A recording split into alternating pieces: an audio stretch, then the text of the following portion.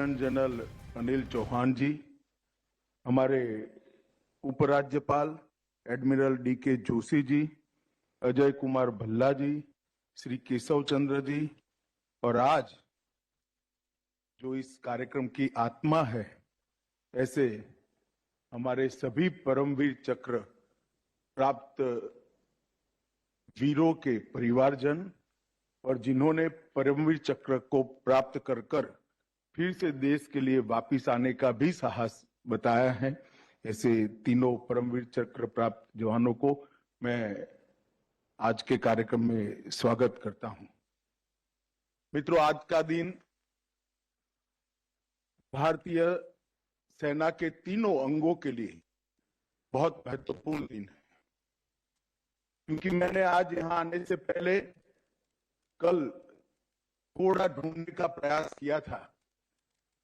अगर मैं गलत नहीं हूं तो पूरे विश्व में किसी भी देश ने अपने लिए लड़ने वाले जवानों के नाम पर द्वीपों का नाम रखकर उनकी वीरता को सम्मानित करने का कदम नहीं उठाया है।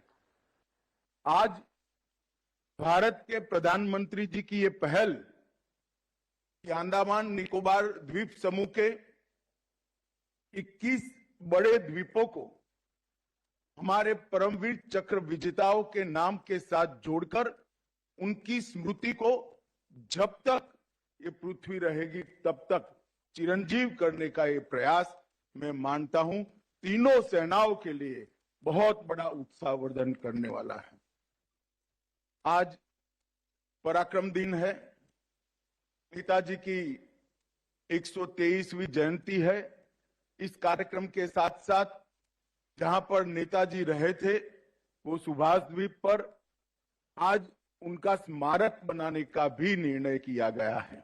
ये दोनों कार्यक्रम, ये दोनों निर्णय देश के प्रधानमंत्री के निर्णय अंडमान निकोबार को फिर से एक बार अंडमान निकोबार द्वीप समूह को स्वतंत्रता की स्मृतियों के साथ समग्र देश के साथ जोड़ने वाले निर्णय है और मैं इसका बहुत बहुत मन से स्वागत करता हूं। ये भूमि में ही कुछ ऐसा है कि कई बार कुछ भूमि में इस प्रकार का तत्व होता है कि बार बार वो भूमि सबका ध्यान आकृष्ट करती है। सन 57 की क्रांति के बाद जब अंग्रेजों ने निर्मम अत्याचार करना शुरू किया, तब यही भूमि पर हमारे क्रांतिवीरों को लाकर रखा, यही सेल्यूलर जेल बनाया। उस वक्त हजारों निश्वास के साथ इस यातनाओं को सहन करने वाले हमारे स्वतंत्रता वीरों को इसी भूमि ने मां बनकर सांत्वना देने का काम किया। और आज मेरे जैसे कई लोग ऐसा मानते हैं ये सेल्यूलर जेल नहीं है, आजादी के लड़ाई का ये बहुत बड़ा तीर्थ स्थान है। और जब देश की आजादी आगे बढ़ी और देश को नेताजी ने आजाद हिंद फौज के प्रयासों से, पराक्रम से आजाद कराने का प्रयास किया, तब भी इसी हिस्से को देश में सबसे पहले स्वतंत्रता प्राप्त करने का सम्मान मिला। सबसे पहले यही हिस्सा स्वतंत्र हुआ और किसी के हाथ से नहीं, नेताजी के हाथ से इसी द्वीप पर अपना तिरंगा पहली बार लहराया गया। तो अंडमान निकोबार द्वीप समूह अपने आप में पहले से ही सेल्यूलर जेल के कारण आजादी का तीर्थ स्थान बना हुआ था। फिर नेताजी ने सबसे पहले आजादी प्राप्त कर एक पवित्र भूमि पर सबसे पहला तिरंगा फहराया। फिर मोदी जी ने शहीद द्वीप नामकरण किया। फिर मोदी जी ने स्वराज द्वीप का नामकरण किया। फिर मोदी जी ने सुभाष द्वीप का नामकरण किया और आज 21 द्वीपों का नामकरण पराक्रम की पराकाष्ठा कर अपनी जान की चिंता किए बगैर कई लोगों ने जान की बलिदान देकर और कई लोगों ने जान की चिंता करे बगैर आजादी के संरक्षण के लिए, देश के सार्वभौमत्व के संरक्षण के लिए जो लड़ाई लड़ी, इनके नाम पर 21 द्वीप यहां पर किए जा रहे हैं। मैं मानता हूं कि समग्र भारत का इतिहास जब भी लिखा जाएगा तब इस घटना को बहुत सुवर्ण मंडित अक्षरों से लिखा जाएगा। आज 21 द्वीप नहीं बचे। 21 द्वीप जलाने का काम देश के प्रधानमंत्री जी ने किया है। ये पराक्रम बताने वाले वीरों को, उनके पराक्रम को नमन करने के लिए ये द्वीपों को द्वीप में परिवर्तित करने का काम किया है। मित्रों, आज सुभाष जी का जन्मदिन भी है, जयंती भी है। नेताजी की 123वीं जयंती के दिन पर आज ये नामकरण हो रहा है। उसी दिन पर सुभाष स्मारक की भी घोषणा हो रही है। इससे अच्छा दिन हमें मिल नहीं सकता, क्योंकि देश की आजादी की लड़ाई में सुभाष बाबू ध्रुव तारे की तरह हमेशा चमकते रहे। उनका 15,000 किलोमीटर का लॉन्ग मार्च, आज भी वो रूट देखते हैं, वो रूट पढ़ते हैं और रूट के तापमान और उस वक्त के मौसम का जायजा लेते हैं तो कम कमी आ जाती है। कितना साहस होगा वो व्यक्ति में जो कलकत्ते से लेकर बर्लिन तक बाय मोटर एक गाड़ी से -45 डिग्री टेम्परेचर से गुजरते हुए देश को आजाद कराने के लिए पहुंचा। परंतु दुर्भाग्य की बात है, सुभाष बाबू को भुलाने का बहुत प्रयास हुआ, मगर कहते हैं ना, जो वीर होते हैं वो अपनी स्मृति के लिए किसी के मोहताज नहीं होते हैं। वो स्मृति उनकी वीरता के साथ ही हुई। नरेंद्र भाई ने प्रधानमंत्री बनने के बाद आज कर्तव्य पथ पर सम्मान के साथ देश के गौरव के समान सुभाष बाबू की मूर्ति लगाने का काम किया। आज के दिन को पराक्रम दिन घोषित करने का काम किया और आज ही के दिन ये द्वीप, सुभाष द्वीप को एक सुभाष बाबू के स्मारक के रूप में घोषित कर उसको विकसित कर जो जो लोग यहाँ आएंगे वो सब सुभाष बाबू को पीढ़ियों तक नतमस्तक होकर श्रद्धांजलि दे पाए, इस प्रकार की व्यवस्था करने का काम किया है। मैं पूरे देश की ओर से प्रधानमंत्री जी को ये दोनों फैसलों के लिए मन से बहुत बहुत धन्यवाद और साधुवाद देना चाहता हूं।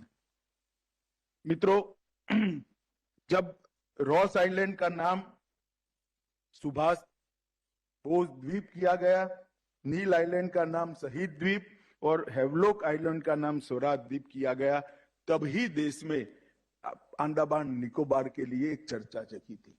इसी के साथ सेल्यूलर जेल में यहाँ के क्रांतिकारियों की स्मृति में एक अमर ज्योति, जिसको बीच में रोक लिया गया था, नरेंद्र मोदी सरकार ने ही अमर ज्योति को फिर से प्रज्वलित कर युगों युगों तक उनको श्रद्धांजलि देने का काम किया। आज मेजर सोमनाथ शर्मा से लेकर सूबेदार मेजर योगेंद्र सिंह यादव तक सभी पराक्रमी हमारे सेना नायकों को एक हमेशा के लिए स्मृति में संजोने का काम मोदी जी ने किया है। मुझे विश्वास है कि आने वाली कई पीढ़ियां इससे प्रेरणा लेगी, देशभक्ति के, पराक्रम के और शौर्य के संस्कार से सिंचित होगी। आज जो यहाँ पर एक दूसरा काम हुआ है, नेताजी स्मारक की घोषणा, उसमें वो द्वीप पर, सुभाष द्वीप पर म्यूजियम भी बनाया जाएगा, एक गाइडेड ट्रेल भी, रूट बनाया जाएगा। पोर्ट ब्लेयर और इस द्वीप के बीच में समुद्र की लहरों का आनंद पर्यटक ले पाए, इसलिए रोपवे भी बनाया जाएगा। लेजर और लाइट एंड साउंड शो भी बनाए जाएंगे और अम्यूजमेंट पार्क और खाने पीने की व्यवस्थाएं भी की जाएगी। ये स्मारक को एक ऐसा स्मारक बनाने का भारत सरकार का प्रयास है जिससे सुभाष बाबू के पराक्रम को आने वाले कई सालों तक कई पीढ़ियां इससे संस्कार ले सके, इससे प्रेरणा ले सके। मैं आज इतना ही कहना चाहता हूं कि मोदी जी की सरकार बनने के बाद 2015 से सेना के लिए ढेर सारे कदम उठाए गए। वन रैंक वन पेंशन का मसला हल किया गया। सेना के एडमिनिस्ट्रेटिव स्ट्रक्चर में ऐतिहासिक परिवर्तन किए गए। सेना को, हमारी पूरी डिफेंस सिस्टम को आत्मनिर्भर बनाने का प्रयास किया गया। आधुनिक हथियारों से, आधुनिक संचार व्यवस्था से तीनों सेनाओं को लैस करने के लिए ढेर सारे कदम उठाए गए। ये सारे कदम एक और है और आज 21 परमवीर चक्र को सम्मानित करने का कदम एक और है। इतना महत्व इस कार्यक्रम का है और आज प्रधानमंत्री जी स्वयं हम सबके बीच में ऑनलाइन उपस्थित है। तब मैं ज्यादा बात करना नहीं चाहता, मैं इतना ही कहता हूं कि ये दोनों घटना जो आज यहाँ पर आकार ले रही है, शुरू हो रही है, वो दोनों घटनाओं से युगों युगों तक भारत की युवा पीढ़ी को देशभक्ति, शौर्य, पराक्रम का संदेश भी मिलेगा और संस्कार भी मिलेंगे। मैं फिर से गृह मंत्रालय की ओर से, समग्र देश की ओर से प्रधानमंत्री जी का धन्यवाद कर मेरी बात को समाप्त करता हूं। वंदे मातरम। ठीक है सर। तो नेताजी सुभाष चंद्र बोस की जयंती के मौके पर आप गृह मंत्री अमित शाह को सुन रहे थे। प्रधानमंत्री नरेंद्र मोदी भी वीडियो कॉन्फ्रेंसिंग के जरिए इस कार्यक्रम में शामिल हुए। उनकी तरफ से साफ तौर पर कहा गया अंडमान निकोबार के 21 द्वीपों को परमवीर चक्र शहीदों के नाम पर रखा जाएगा, क्योंकि अंडमान निकोबार की धरती प्रेरणादायक है, पराक्रम की भूमि है। भारत लौट रहे थे श्रद्धालु। कानपुर में चलती हुई मोटरसाइकिल में अचानक आग लग गई है। मोटरसाइकिल सवार ने कूदकर अपनी जान बचाई है। बिहार के दरभंगा में महिलाओं ने एक स्कूल के प्रिंसिपल को पीट दिया है। पिटाई का वीडियो सोशल मीडिया पर वायरल हुआ। प्रिंसिपल पर एडमिशन के लिए पैसे लेने का आरोप लगा। उत्तर प्रदेश के मेरठ में सोने की पतंग बनाकर आकर्षण का केंद्र बन गया है।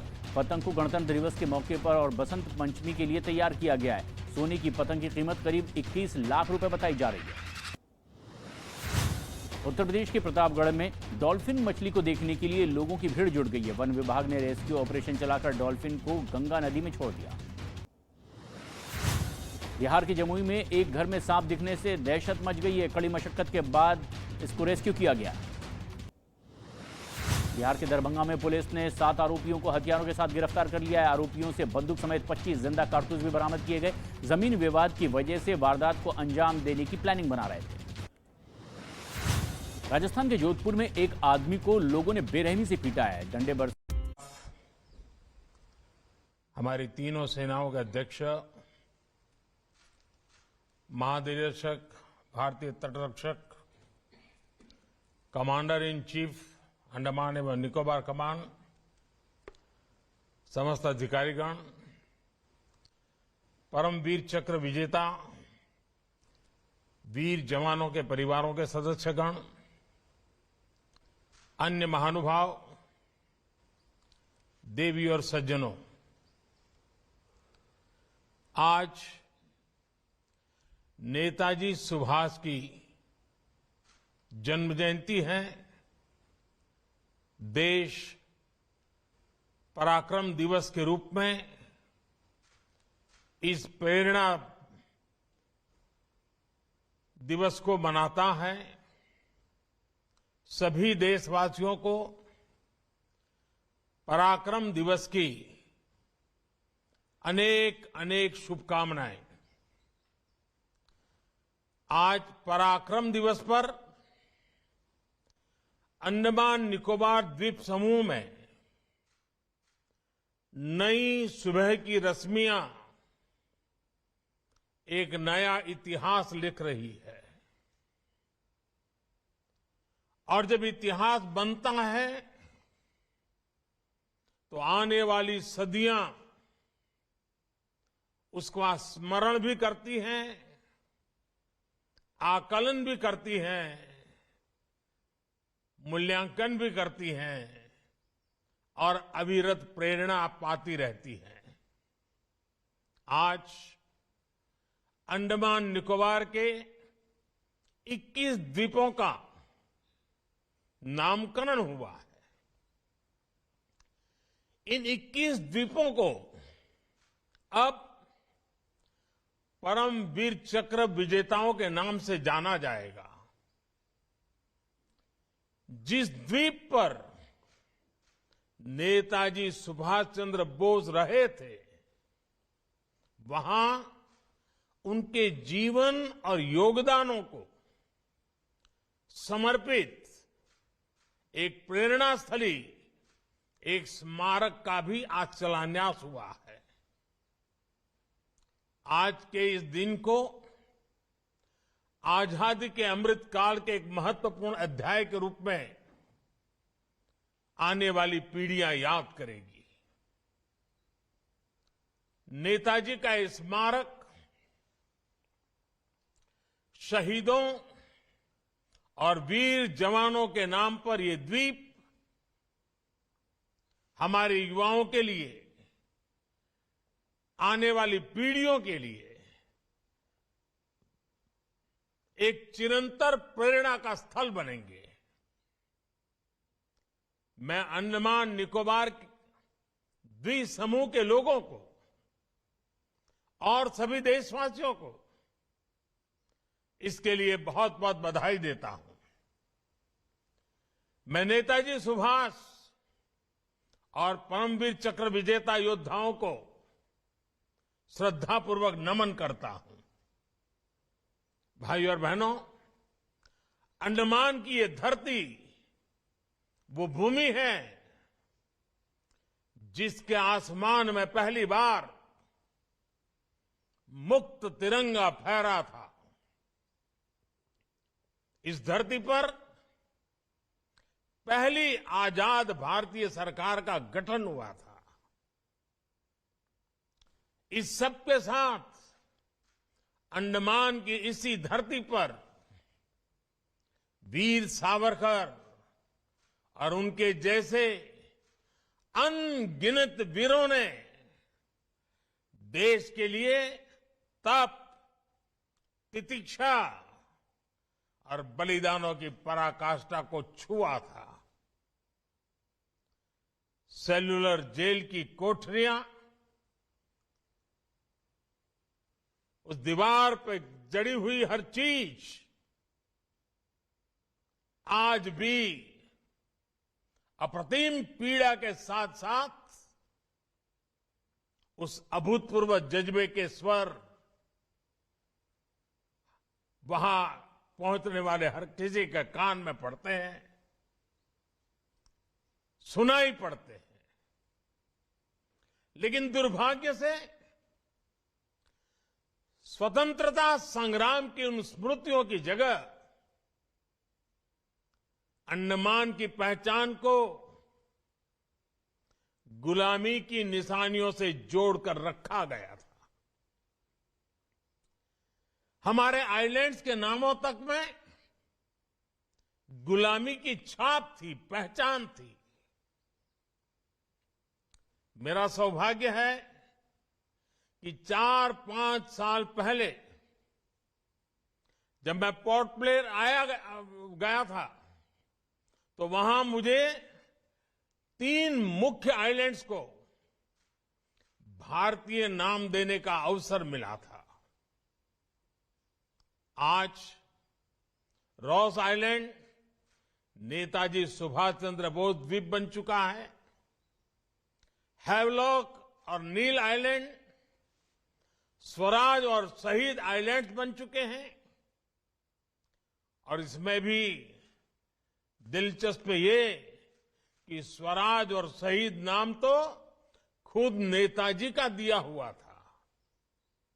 इस नाम को भी आजादी के बाद महत्व नहीं दिया गया था। जब आजाद हिंद फौज की सरकार के 75 वर्ष पूरे हुए तो हमारी सरकार ने इन नामों को फिर से स्थापित किया था।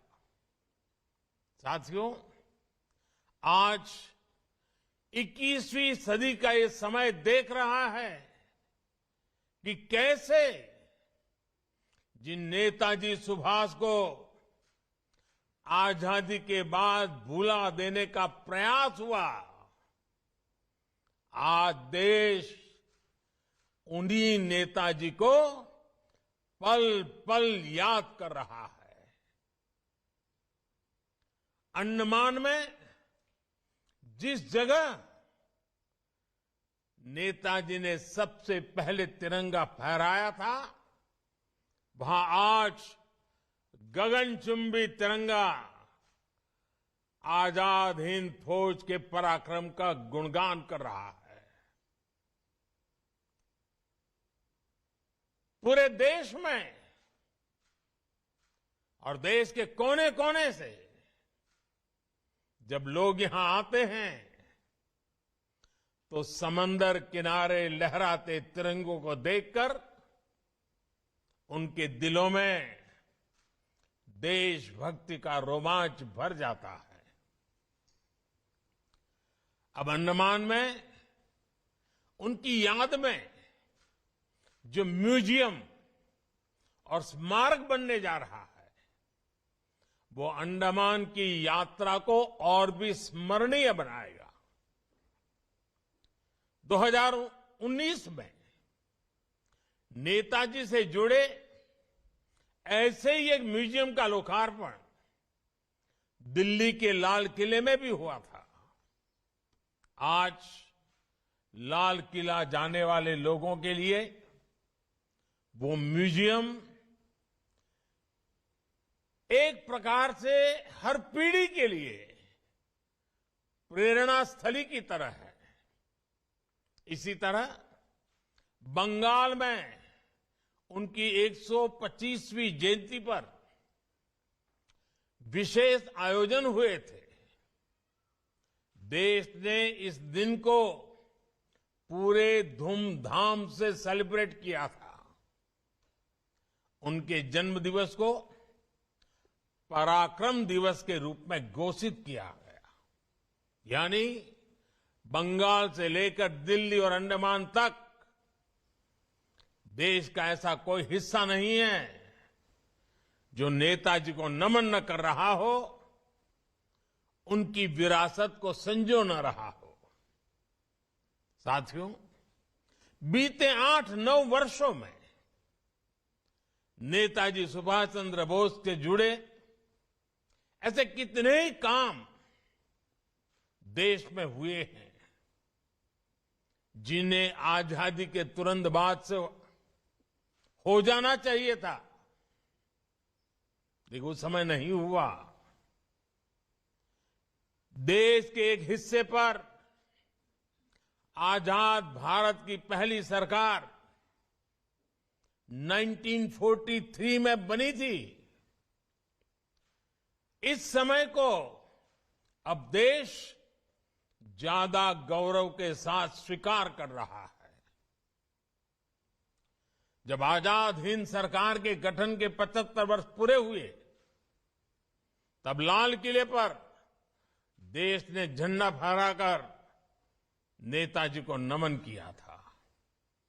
दशकों से नेताजी के जीवन से जुड़ी फाइलों को सार्वजनिक करने की मांग हो रही थी। ये काम भी देश ने पूरी श्रद्धा के साथ आगे बढ़ाया। आज हमारी लोकतांत्रिक संस्थाओं के सामने कर्तव्य पथ पर भी नेताजी बोस की भव्य प्रतिमा हमें हमारे कर्तव्यों की याद दिला रही है।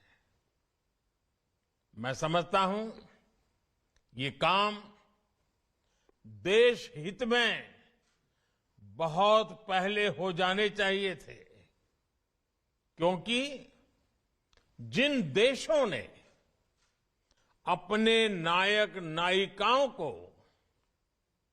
समय रहते जनमानस से जोड़ा, साझे और समर्थ आदर्श गढ़े, वो विकास और राष्ट्र निर्माण की दौर में बहुत आगे गए। इसलिए यही काम आजादी के अमृत काल में भारत कर रहा है, जी जान से कर रहा है।